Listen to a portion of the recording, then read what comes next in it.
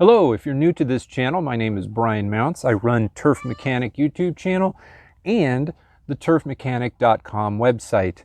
This time of year, I get quite frankly, a lot of questions over on my website having to do with fall fertilization. Today, I want to discuss one of those questions that I get pretty regularly around this time of year.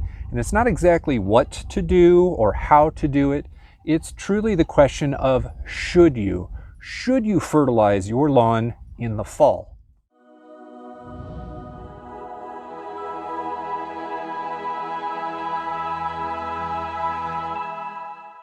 Now, obviously you can fertilize your lawn in the fall. You could fertilize your lawn any time of the year. You could do it in the winter. It probably wouldn't do you any good. But during the fall, yes, you probably should fertilize your lawn in the early fall. Let's say early September. Right as we are coming out of summer, the lawn wants to, especially these cool season lawns, they want to come kind of out of that summer doldrums, and they want to have another little quick flush of growth going through the fall. And if you feed the lawn in September, it will perform much better all the way through the fall and then prepare itself for the winter. But today, I mean, I got pumpkins in front of me. This is like the middle of October right now. Is this still an acceptable time? Should you fertilize this late into the fall? The answer to that question is actually simple with lots of caveats. No. You don't have to, you shouldn't have to fertilize in the middle of October, but you certainly can if you want your lawn to remain flush and green and healthy and thriving for longer into the season. So let's put it another way. Are you tired of cutting the grass? Are you tired of watering the lawn? Then shut it all down. You don't need to fertilize if you want to shut the lawn down. Now, there are other instances where even if you want to shut it down, you probably would be better off if you fertilize and kept tending to the lawns. Now, here on my lawn, I posted a few weeks ago a video about rust fungus, and I've got small patches of rust fungus in my lawn still. I put down a curative rate of fungicide back in, I don't know, a handful of weeks back. And I have been fertilizing and feeding the lawn to try to grow this fungus out. And I have grown it out in most of the areas of my lawn, but there are still a couple little patches. For one, I got a tiny little patch right there. I don't even know if it's in the frame right now. I've got a couple small patches still under my apple tree over there. If you've got a fungal issue like rust fungus, one of the best ways to get it out is to put down the curative rate of a fungicide that will attack that particular type of fungus. But also, one of the best ways to cure your lawn of the problem is to feed it, is to fertilize it and let it grow out. Cut it out and get it bagged and get it off to the landfill or the compost pile or whatever it is that you do with your grass clippings.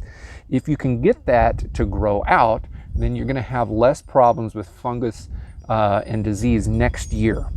I have been fertilizing my lawn with this simple plant food, nitrogen plus miners.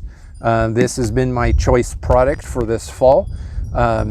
And I'm basically only pushing nitrogen with this. Now, today I'm also going to be putting down the next aerate product, not because I want to aerate the lawn, but because I want the potassium to go into the lawn. I have another video posted on this channel back in August of this year, talking about how potassium works to boost essentially the immune system of the grass. It helps the grass fend off disease and other stresses that are hard on it.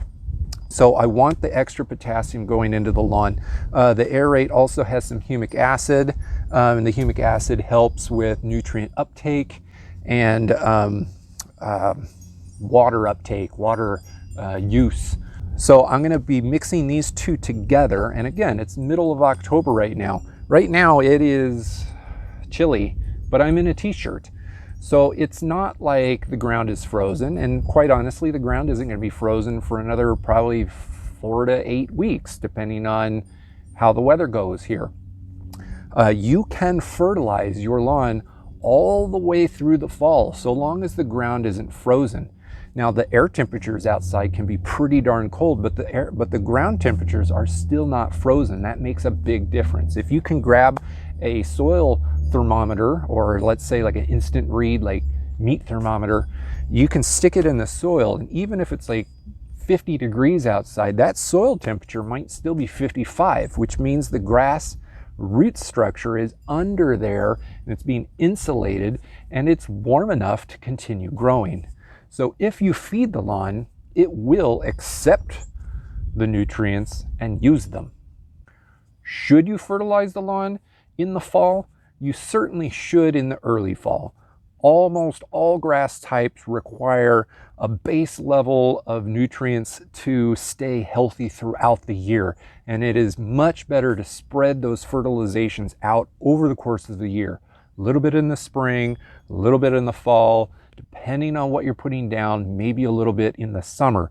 But for later in the season, later in the fall season, fertilizing really is just it's a choice that you make. I am choosing to do that to help fight off a disease that I don't want in my lawn for next year. You can also fertilize in the late fall for the grass to store those nutrients as it goes into winter dormancy, so that it is able to come out of the winter quickly and vibrant. These are choices that you make. So you don't have to fertilize, but in some cases you should. And for those of us that truly love our lawns, you probably should also, because this is honestly one of the best and the only ways really to keep your lawn green and growing all the way towards December. Now, it's probably unlikely that you're going to be able to keep a green lawn all the way through the winter, but man, if every other house on the block has a brown dormant lawn at Thanksgiving and yours is still green, it's going to be a source of pride. And you know, we love our lawns, so let's take care of them. If this was helpful for you, please hit the like button and subscribe if you are new to this channel. Additionally, there's going to be a link in the description below over to a complimentary blog post over on my website. Make sure to take a look at that, because it's going to give you a little bit extra information that I just can't come up with in these rambling monologues of mine.